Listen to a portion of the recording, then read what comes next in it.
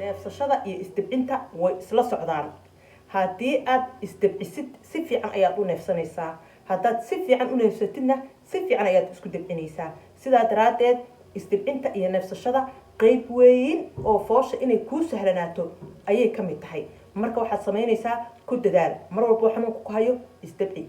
ilkaha, dhafoorada, waxaasoo dhan looma baahna inaad soo adkaysid, murqaha looma baahna. asalaamu calaykum waraxmatullaahi wabarakaatuh. dhammaantiin meel walba aad joogtiin waa walaashin Ubaxina Muuse oo idin leh kusoo dhawaada channelkayga Ubaxina Muuse. sidaan dhowr maalmood ka horba aan idiin ballan qaaday inaan isku dayi doono inaan soo noqdo casharadeydii aan sii wado. waxaan rabaa maanta inaan ka hadlo. marar badan ayaa laga yaabaa in aad istiraadid talow ma la gaaray waqtigii micnihii aan isbitaalka aadi lahaa. yacni aniga waxaan ka hadlaya wax weeye foosha, inay gabadha uur leedahay, inay maaragtay bilaheedii dambe ku jirto, inay sugayso waqtigii ay dhali lahayd iyo calaamaadkii ay ku garan lahayd iyo waxay samayn lahayd iyo micnihii isbitaalka goormaan aadayaa, marxalad nooceeya ayaa ila soo gudboonaan karto, maxaa la iiga baahan yahay inaan sameeyo. waxyaabahaas maantay mawduucayga wuxuu ku saabsanaan doonaa waa goorta la iiga baahan yahay inaan isbitaalka tago, maxaa go-aamiya xanuunkayga, wejiyo noocyadee ah ayuu leeyahay. sideed ahaanba foosha waxaa lagu gartaa in biyuhu kaa dilaaceen. yacni biyuhu hadday kaa dilaaceen macnaheeda ma aha isla markaas inaad dhalaysid. macnaheedu waxa weeye in saacadaha soo socda ama maalmaha soo socda inaad dhali doontid. waxaa kaleetoo laysku arkaa xab kasoo go-o ilmagaleenka afkiisa oo micnihii jiijiidmaaya. mararka qaarkood midabkiisu micnihii wuxuu yeelan karaa xoogaa yaroo basaliya ayaad ka dareemi kartaa inay ku jiraan. dadka qaar baa waxaa laga yaabaa inay midabkaas markay arkaan ay u maleeyaan dhiiggii rasmiga ahaa inuu yahay, balse wax shiddo ah ma laha. haddaa isku aragtid xab isjiijiidaya oo la socdo xoogaa dhiig micnihii basaliya ama noocu doona ha noqdo, wax dhiba ma laha. haddii dhiig uu kaa yimaado waa dhiiggii saafiga ahaa ee nadiifka ahaa ama kii caadada oo kale, adiga dhiig rasmiya ayaad isku arkay. laakiin haddaad aragto dhiiggaaga inuu pinki yahay, basal yahay, wax problem haba yaraatee male. minka ilmagaleenka micnihii maxaa lahaye sheegin afkiisa ayaa waxaa laga yaabaa xidido yaryar oo ku yaala inay dilaacaan marka minka uu shaqaynayo oo wax isfurfurayaan. sidaa daraaddeed wax dhiba ma laha. waxaa kaleeto isku arki kartaa xanuun. waxa ugu weyn oo micnihii ilmaha keena inay ilmuhu kaa soo baxaan go-aamiya waa xanuunka foosha. yacni garaac ama nabaro ama xanuun aad isku aragtid ayaa micnihii iyadana fooshii way bilaabatay weye macnaheedu. marka xanuunka laftigiisa ayaa kala digrii ah, ayaa kala micnihii qaab ah. insha allah waynu kasoo hadli doonaa. sidaan sheegay inta badan xanuun buu ku bilowdaa, biyaha kaa dilaac ku bilowdaa, xabkoo soo go-a ayuu ku bilowdaa. yacni intaas haddaad isku aragtid macnaha waxa weeye fooshaadii way ku bilaabmatay. mararka qaarkood adigoo xanuun ku hayo oo xanuun badan ku hayo ayaa biyuhu u dilaacaan. mararka qaarkood waa la dilaaciyaa biyaha aad arkaysid. marka 10 qof hal qof ayaa biyuhu iskii u dilaacaan ama isagoon xanuun haynin uu dilaaci karaa. waxaa wanaagsan markaas in aad adiga waxaad dareemaysid aad samaysid. isbitaalkaad la hadli kartaa, marxaladaadaad u sheegi kartaa. dareenkaaga markaas adiga cabir oo dareenkaaga micnihii ka tusaale qaado. haddaad wax fahmi weydid mar walba waa kuu fiican tahay inaad isbitaalka aad la xiriidhid biidn illaah. waa goorma marka goorta la iga rabo inaan baxo oo isbitaalka aado. isbitaalka waxaad la hadlaysaa oo aad wacanaysaa 5 ilaa 10 daqiiqo gudaheed markii xanuunka uu ku qabanayo. micnihii markay xanuunkaaga u dhaxeeyaan 5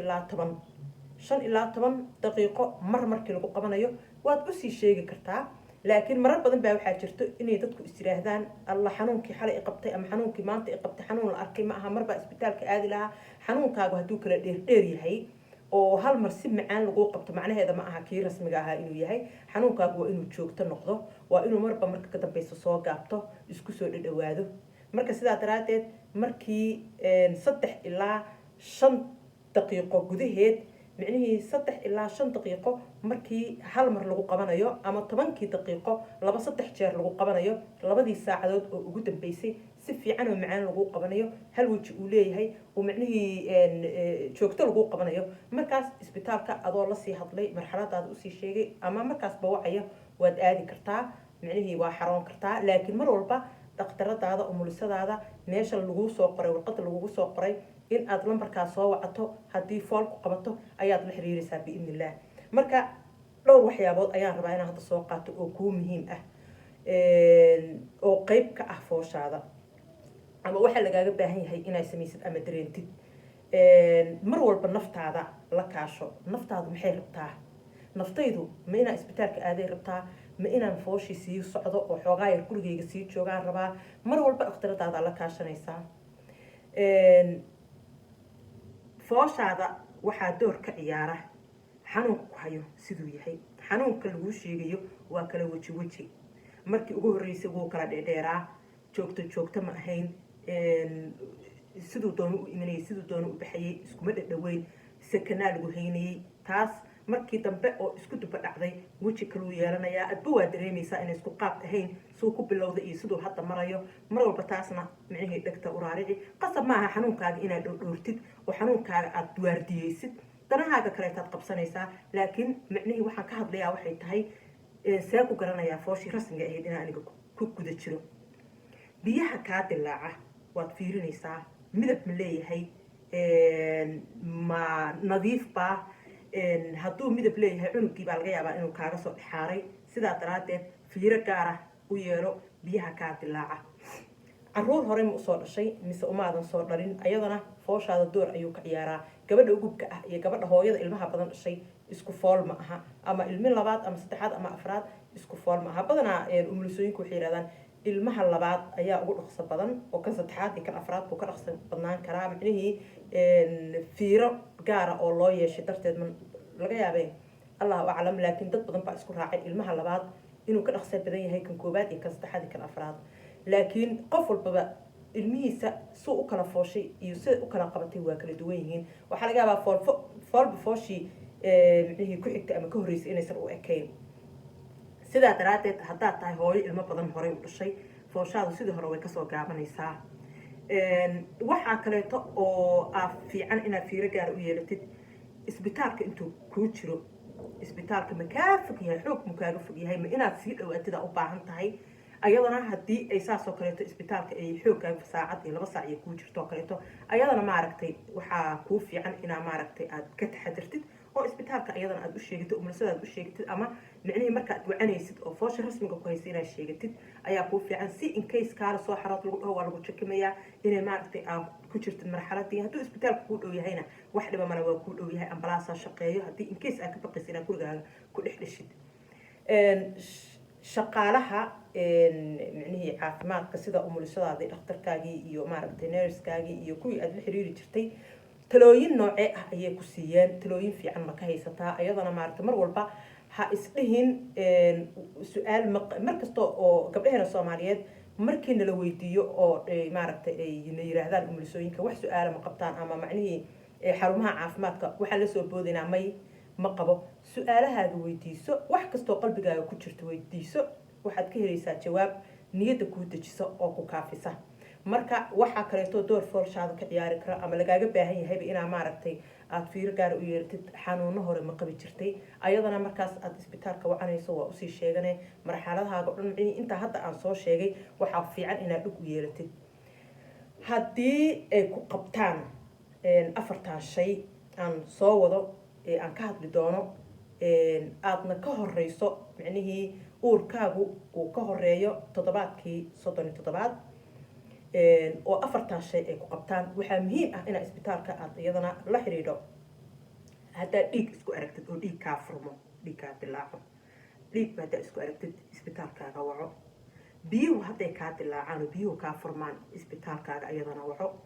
calool xanuun aan dhammaanayn aan baxaynin oo dee tii foosha oo lagu qabanayo hadday tahayna ayadana isbitaalkaaga ayaad la xiriirisaa biyuhu hadday kaa qubtaan oo sidoo kaleeto biyihii ilmaha ay ku jireen ay kaa daataan ayadana waa muhiim inaad isbitaalkaaga isla markaas aada wacato xanuunka ku haya ayaa iyadana go-aamisa fooshaada xanuunku meequu ku haynayaa sidee lagu haynayaa saan idiin sheegayba marka ugu dambeysa gabadhu dhali rabto hadday jiraan gabdho i daawanaya oo horey usoo dhalay ilmo waad aragteen foosha qaababkeedii markii ugu dambeysay mararka micnihii ay macaan tahay waxa weeye muddaa lagu haynayaa halka mar oo lagu qabto muddo daqiiqad ah baa lagugu dheganaanayaa awal waxaa laga yaabaa sakano inta lagugu dheganaado in lagaa foqiyo laakiin hadda micnihii aad baa lagu qabanayaa sidaa daraaddeed ayadana fooshaada ayay go-aamisaa inaad dhishid ayay go-aamisaa xanuunkaas lagugu dheganaanayo micnihii sida fiican laguu qabanayo xanuunku inuu joogto u imaanayo ayadana waa muhiim in hal mar lagu qabto lagu sii daayo hal mar si fiican laguu qabto hadhowta si dabacsan laguu qabto macno ma sheegays waa in xanuun joogto ah uu kuu yimaado awal way kala fogaayeen way isku soo dhawaanayeen ma dhaqaaqayn haddaad seexatid haddaad socsocotid ma kaa tegaynin wuu isku soo dhadhawaanayay ayadana taasna foosha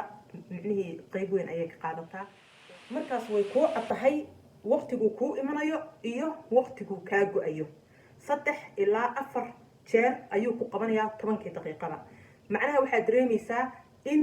aadan nafisin in xanuunku isku xigo markuu kaa foqo iyo marka uu kan kale kuu yimaado inay isku dhow yihiin 3 ilaa 4 jeer 10 daqiiqada inuu kuu imanayo taas waxay ka dhigan tahay 3 daqiiqaba markaas in hal jeer lagu qabanayo marka aniga ubaxiina ahaan talooyinka aan idiin soo jeedinayo ayaa waxaa ka mid ah inaad isdabcisid isdabci neefsashada waa muhiim neefsashada iyo isdabcinta way iscaawiyaan haddaad neefsato isdabcintaadu way fiicnaaneen haddaad isdabcisid neefsashadaadu way fiicnaaneen qaab nooceeya marka gabdho badan baa laga yaabaa inay ku wareeraan see isku dabciyaa see u neefsadaa markaad neefsanaysid xanuunka markuu ku qabto ayaad soo bilaabay inaad neefsato inaad is adkaysid inuu xanuunka kugu sii xoojiyo ama wax ay kaa tari weydo micnihii ayay la micno tahay marka isdabcinta waad ku nafisaysaa cunugaaga xataa oxygen fiican ayuu qaadanayaa adiga xataa hadhowta markaad dhashid gariirkii aad gariiri lahayd gabdho badan baa markay dhalaan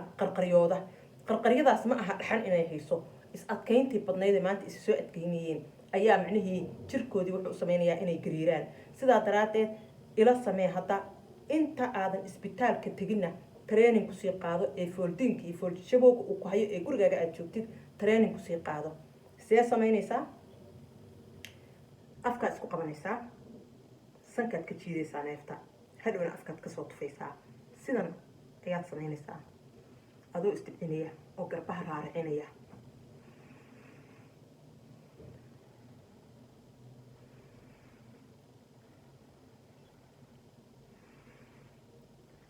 marka xanuunka uu ku hayo intuu ku hayo dhan uu ku hayo dhan wad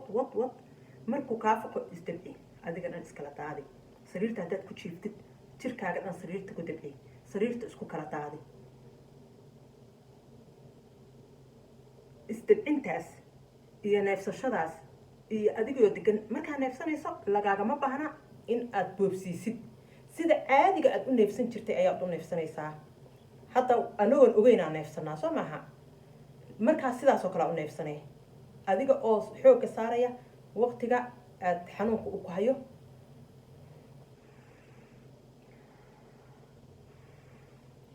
waxaa rabtid waa kaleeto waa samayn kartaa neefso aniga indhaha haddaan isku qabtay qasab ma ahayna isku qabatid laakiin markaad isdibcinaysid neefsanaysid indhahaaba rabaan inay isqabtaan sidaa daraaddeed isdibcinta iyo neefsashada waxay hadhowta soo daynayaan hormoon la yiraahdo oxytocin ayuu soo daynayaa way kuu fiican tahay waa aragtay dheecaano ayaa hoosta kaa imanayo hadhowta qayb ayay ka qaadanayaan hadhowta muhiim ayay u yihiin cunugaaga in uu meeshaas si fiican oo maaragtay muskululix ah uu kasoo maro maxaa yeelay dheecaankaas uu soo daynayo meesha sidii saliid iyo saliidix ayay ka dhigaysaa ha is adkaynin isdabci mar walba garbahaaga raarici ilkaha ha isku qaban